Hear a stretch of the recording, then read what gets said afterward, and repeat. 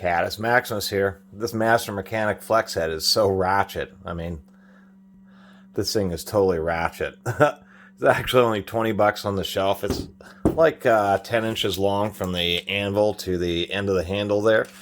10.5 inches overall. Once again, 20 bucks. These used to be made in the United States, but this one's made in Taiwan, and it appears the Master Mechanic, or excuse me, True Values now, replacing a bunch of their tools with gear wrench manufactured ones, although these are kind of seem to be their slightly cheaper units. I don't know if they're discontinuing them, but they're actually kind of a gem. Surprisingly enough, these type of basic round head ratchets are some of the most knocked off in the world, and many times they're very low quality. Also, they're very good quality round heads. And actually, this Master Mechanic is surprisingly satisfying. They wanted a pretty respectable product, and many things give evidence of that, such as just a nice tight fitment with the release. It is a quick release round head, which is a little bit more rare, and I do like this design where this whole switch and lever is the quick release.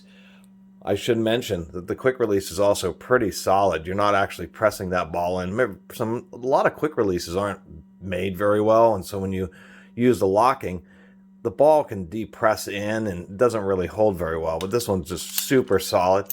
Pretty solid and reliable mechanism. Doesn't have any problems self-reversing. And then once again, super easy to release, even though it's a flex head.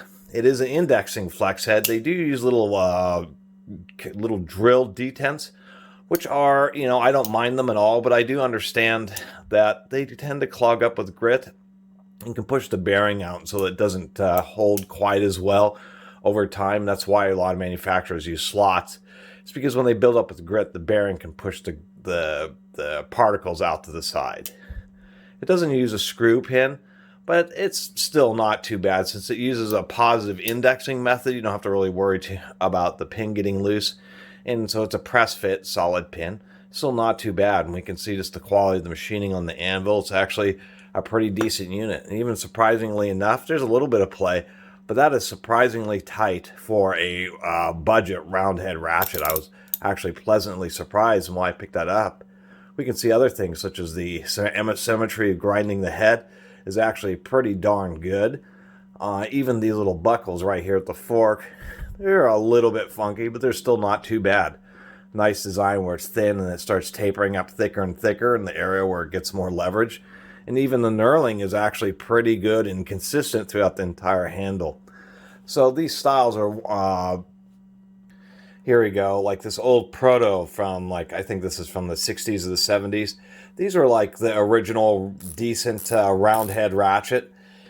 And so ever since then, they've just been knocking off these protos. And actually, surprisingly enough, if we take a look at just the consistency, this Taiwanese Master Mechanic as far as fit and finish is a lot better than the proto. Even though I still do love the proto. Even the handle's quite a bit thicker than the old proto.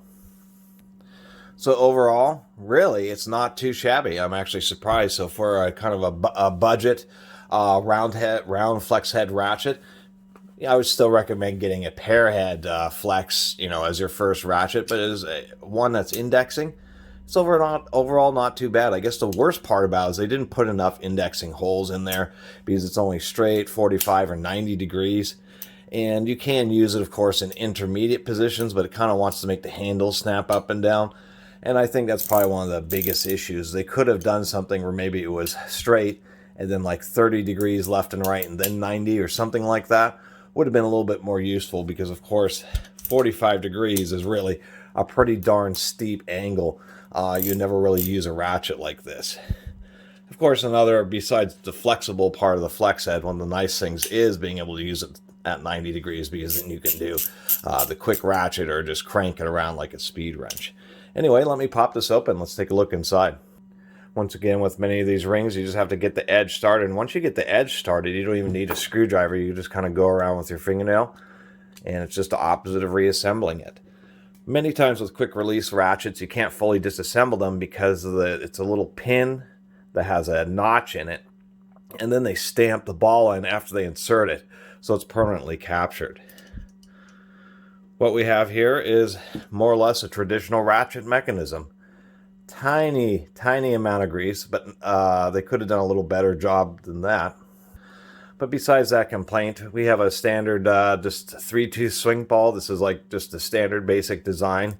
But when it's built well, it works just fine. It would have been nice to have twin balls in this ratchet, but you can't expect too much for a $20 ratchet. At least, even though it's using a cheaper internal mechanism, it's nice to have something that has a decent fit and finish. We can even see internally that this is really not too bad at all. Not much else to it. And then here's our ratchet head. Interesting, the teeth are only in there part of the way, I think, just so that they can have space to hold the ratchet head or the press button part of the quick release so it doesn't raise up above the top of the ratchet. But even those teeth look pretty nice, pretty darn consistent. And it's probably somewhere around 50 teeth or something like that. Took it apart, and actually this little metal shaving came out of there. It's kind of one of the reasons I do take apart at least a lot of simple mechanical tools like ratchets, even when they're brand new, is just to get rid of little particles like that.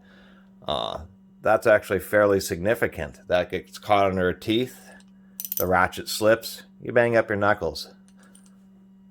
And surprisingly enough, just giving a little bit of just light lubrication really improved the sound.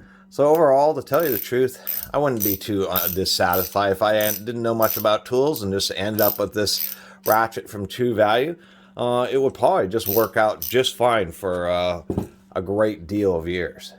And even though it doesn't have the best ratchet mechanism, it still seems plenty strong enough, and probably will hold up to twisting. You'll probably break the anvil and the ratchet, especially with a through-drilled quick release, sooner than you would end up stripping the ratchet mechanism.